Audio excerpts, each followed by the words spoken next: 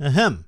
I have an important announcement to make regarding the future of the Grand Line Review. So due to ongoing global concerns, the subscribe jokes that I make at the beginning of all of my videos will be going on hiatus until I determine that it is safe to start using them again. And I determined that that time is now. So take an awfully good look at this very awkward shot of Usopp and subscribe to the Grand Line Review for regular One Piece content uploaded straight into your YouTube feed.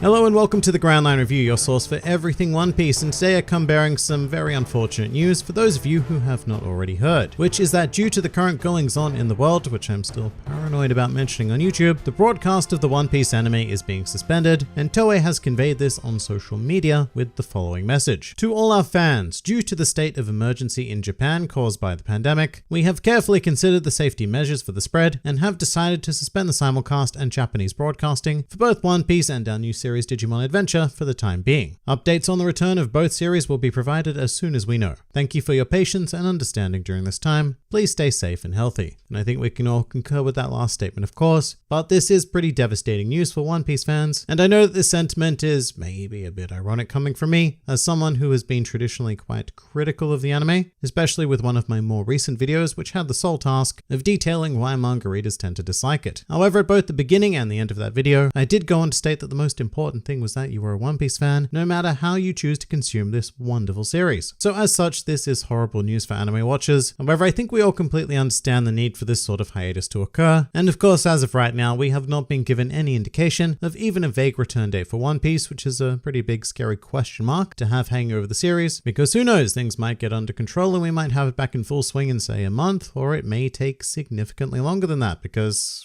no one knows. Now, of course, this obviously does not just affect One Piece, that's just what this channel is designed to focus on, but the announcement from Toei also mentioned Digimon, but also Toei is not the only studio under these conditions, as other anime series that have been affected by this include Pokemon Sword and Shield, as well as the second season of ReZero, which I was very much looking forward to, because I am a glutton for punishment in that brutal, brutal world. And also the world of cinematic releases have been hit pretty hard as well, with the third Fate Stay Night Heaven's Feel film, and the Violet Evergarden movie being delayed, amongst a slew of others. And obviously that's probably less a production concern, but more an issue with people not necessarily being able to go out to a cinema to see a film. And also, if anybody is interested in simuldubs for whatever reason that may be, Funimation is also delaying those, which will affect series like My Hero Academia, Black Clover, and Darwin's Game, the latter of which I recently started watching actually. Not the dub though.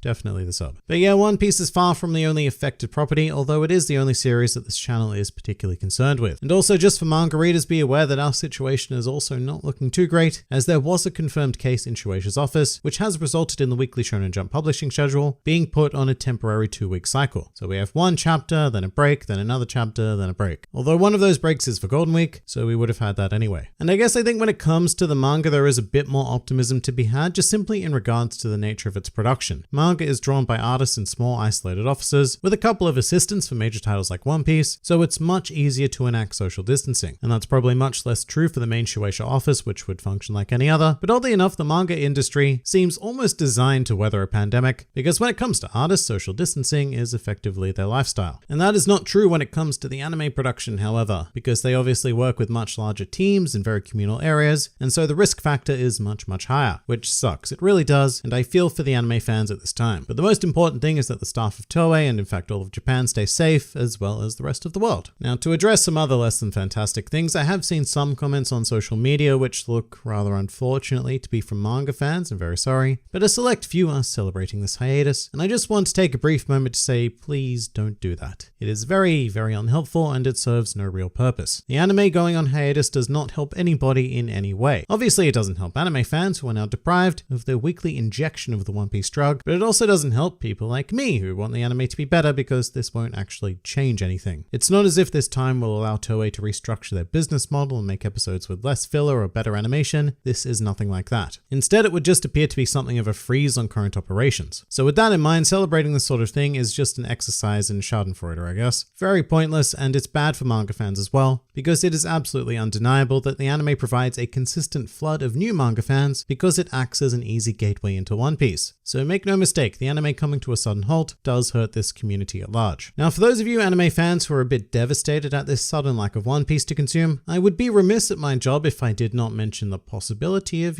giving the manga a go, and I will show you exactly how you can do just that. But here's the thing, I do understand the arguments that anime-only fans make. You guys prefer the experience of having a fully realized world in front of you with great audio-visual depth, music and voice acting, and also some of you have mentioned that having a clear image with colors and a single shot focus is also very helpful in your personal experience of One Piece. I do fully accept and understand that. However, under all of the conditions that this world is currently facing, I really don't think there has ever been a better time to give the manga a go. Now, if you do want to pick up exactly where the anime is left off for now, which was episode 929, then you will want to start with chapter 934. The anime episode does adapt most of this chapter, just over 2/3 of it I'd say, but if you go through the whole thing, then you will be caught up and you can just proceed with the glory of Wano. Now, exactly how do we do this if we so desire? Well, the entire series thus far is available at viz.com with a monthly subscription of $2. That is it, 2 American dollary dues, and it will give you not only close to 1,000 chapters of One Piece, but also access to a ton of other series, which you can see here. Stuff like One Punch Man, Dragon Ball Super, Black Clover, My Hero Academia, Demon Slayer, The Promised Neverland, Dr. Stone, and a metric ass ton of other stuff. And no, I am not sponsored by Viz. I wish I was. Please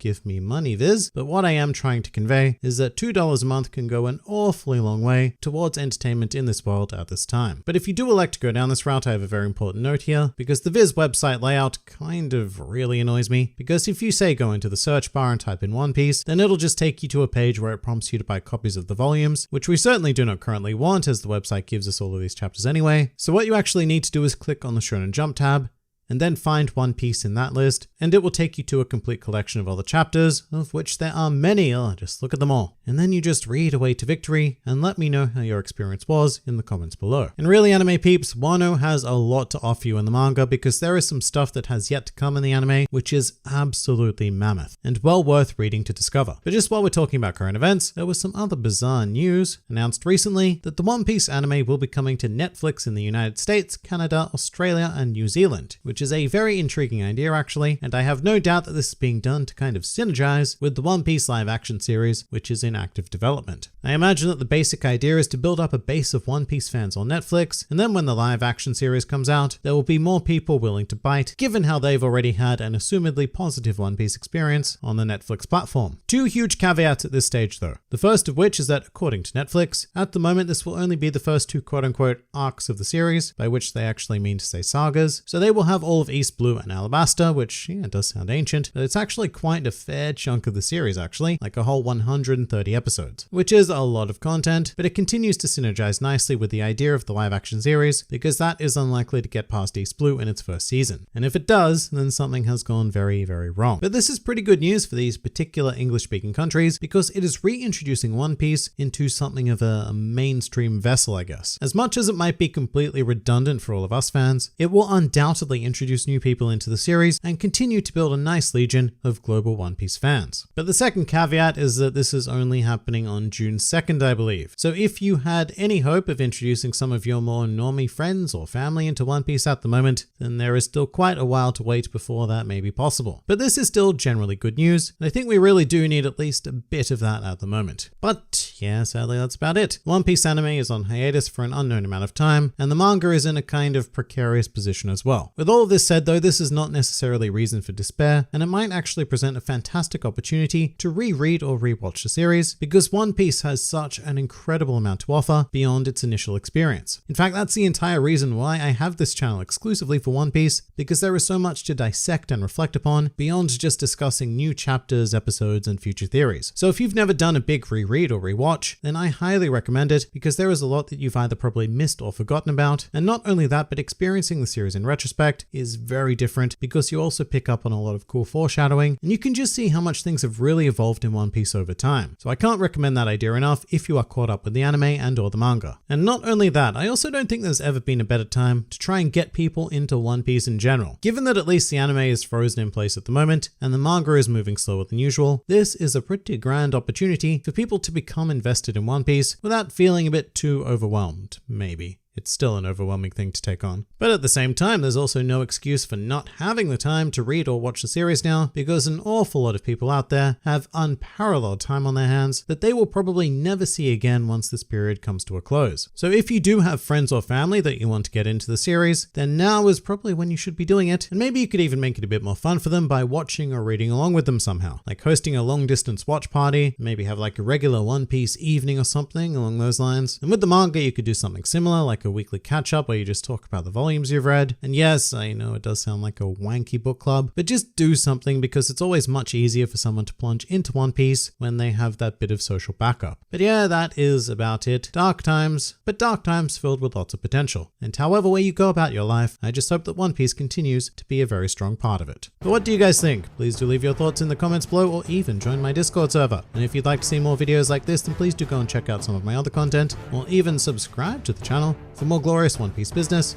uploaded straight into your YouTube feed. But for now, this has been the Grand Line Review, and I'll see you next time.